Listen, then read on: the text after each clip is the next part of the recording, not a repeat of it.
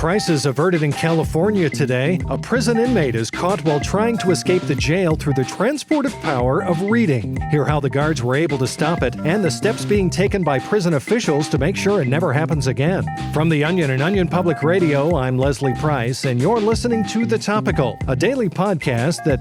Wait a second, this script says The Topical's a daily podcast? Did I read that right? We're going to do this every day? Dave, is this right? Yeah, it's daily. What? Are you for real? I thought we were doing one every day just at the beginning to, drum up interest or whatever. No, it's going to be daily. That's what the people like right now. Oh my God. Well, that sucks. There goes my life for the next, 3 months? Year. What? 1 year?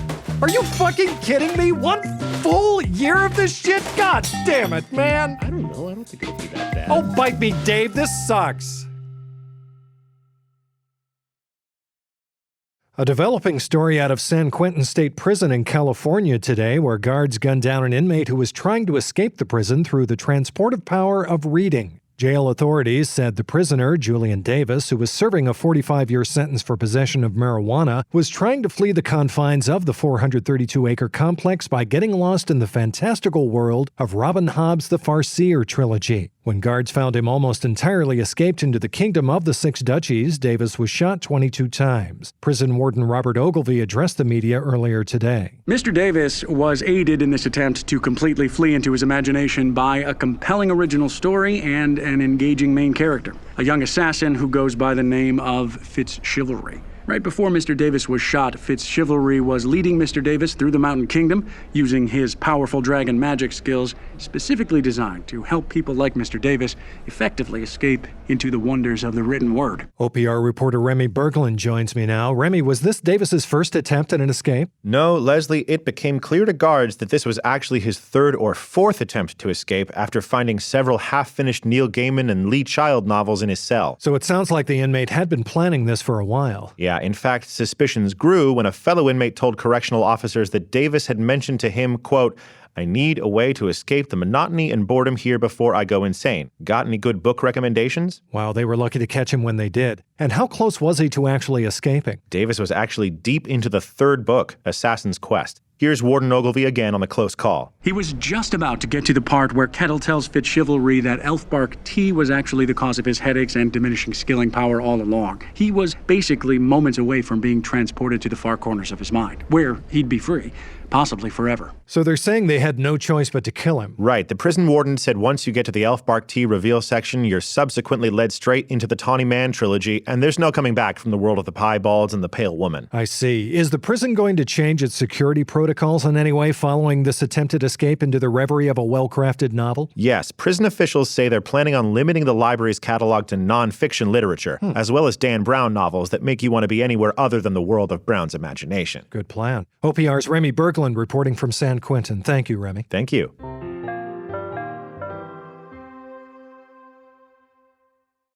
Well, coronavirus isn't the only thing destroying civilization. As the planet heats up, the polar ice caps continue to melt at an alarming rate, a devastating consequence of man-made climate change. And now, climate scientists are finding the Arctic's rapid thawing is not being helped by Todd, a guy up there rubbing his warm body all over the ice. Oh, it's so cold.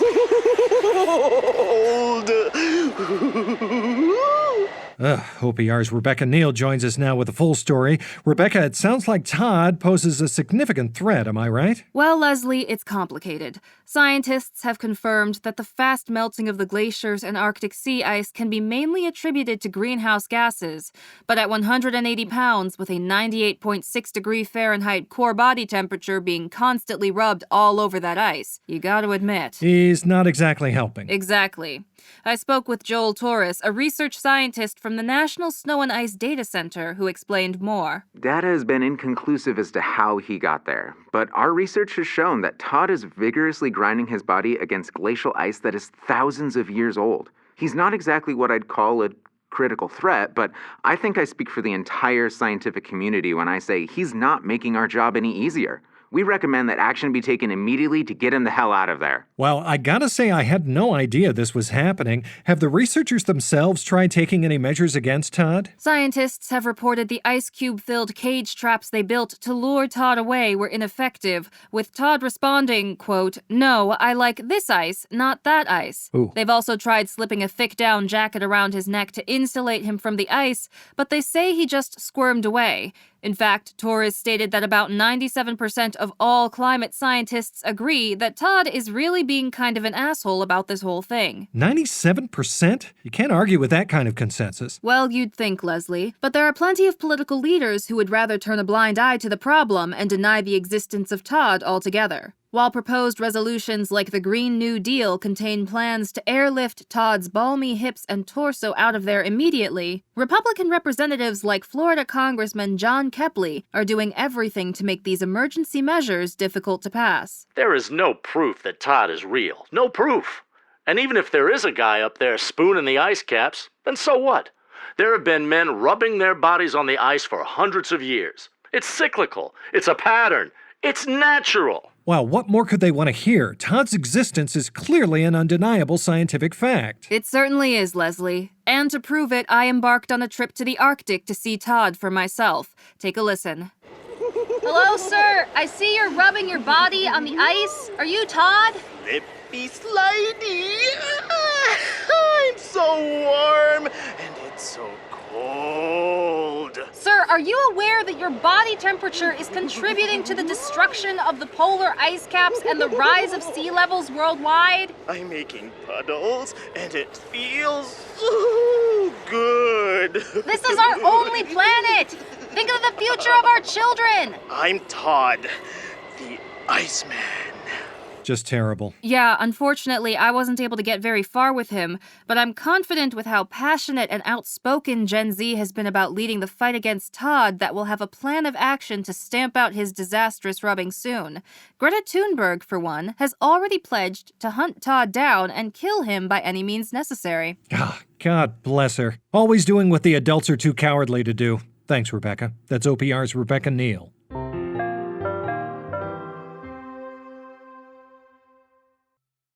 If there's one thing everyone hates, it's doing taxes. However, the Internal Revenue Service recently announced a major change that they're hoping will make it easier this year for taxpayers to file. OPR's financial correspondent Marcy Hammond joins me now with more on this. Marcy, what can you tell us? Well, Leslie, the IRS is rolling out a new system that will cut out the middleman, so to speak. Starting this year, taxpayers are instructed to just make their checks payable to any billionaire they want. That certainly does get rid of a step or two. But what led to the IRS making this change? Well, IRS funding has been cut by 25% in the last 10 years, leaving the agency understaffed and under-resourced. It takes a large workforce to get all that money into the pockets of the wealthy, so from the tax agency's point of view, this change kills two birds with one stone. I spoke with IRS agent Marcia Krieg, who explained how it works. Sending money to us has become an irrelevant, wasteful step. The IRS would cash taxpayers' checks only for the funds to then be transferred to billionaires in the form of corporate subsidies, tax breaks, and money grants for the corporations.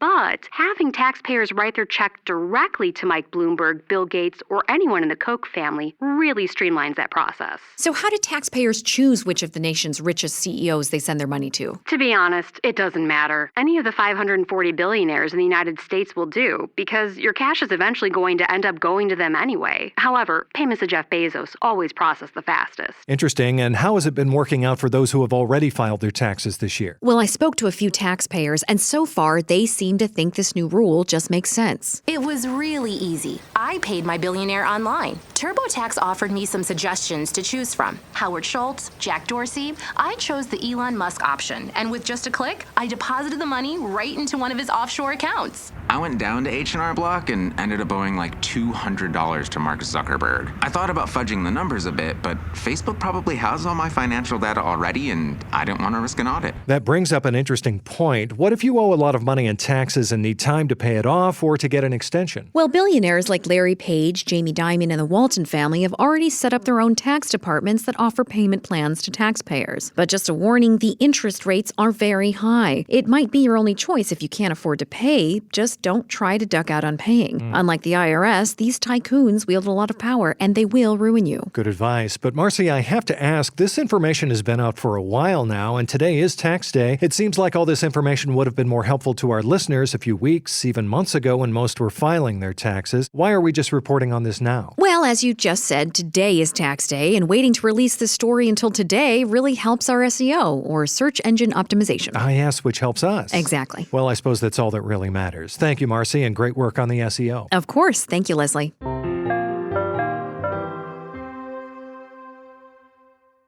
There's probably lots of other things you need to know today, like what the fuck a 1099 is, and if all that cash buried under your garage counts against your earnings. And I would have been happy to answer that for you, but unfortunately I can't because you didn't ask me. Some of you, however, did send in questions using the hashtag Leslie's Mail Sack, and as promised, we're going to close out the show today by answering a few. Our first question was emailed in to us by Colin from Sioux Falls, South Dakota. He writes, "Hi, Leslie. Your job sounds easy as fuck. You intro the news, ask reporters a few questions about the story, and then peace out. How can I get a cushy job with zero real responsibilities like yours?" Well, Colin, if this all sounds easy to you, then it means we're doing our job right. I know it probably sounds like I only do about 7 minutes of work a day, but yesterday I was in the office from 8 a.m. until nearly 9:30 a.m. You see, the truth is, putting together a daily podcast requires tons of work by a whole team of people. The producers, reporters, and audio engineers regularly put in 14-hour days for very little money. So, Colin, I would say, if you want a job like this, go to school for communications and have your grandpa be an executive at a major broadcasting company. Okay, our next question comes to us from a review on Apple Podcast by username Cheryl Price 87, and they ask, "Is Leslie Price married?" Ooh, only in the legal sense, Cheryl. Give me a call sometime, huh? Just don't tell my wife Cheryl. And finally, this last question is a very special one. It comes to us from a young boy named Ronnie in Allentown, Pennsylvania. Ronnie is 8 years old, and I'm told he's very interested in podcast journalism. Well, better watch out or one day he'll steal my job. All right, Ronnie writes, "Hello, Leslie. I love your show. I really like the episode about what types of condiments people put on hot dogs in different parts of the country. So I was wondering, what does Leslie Price put on his perfect hot dog? Excuse me, but who the fuck do you think you are? This is just so completely inappropriate. You people get me from 9 to 5, and everything outside of that is off limits. Oh, what? You think you own me because I'm a celebrity? When I took this job, I didn't sign up to be on display for you little hungry media hogs at every waking moment, all right? Fuck you.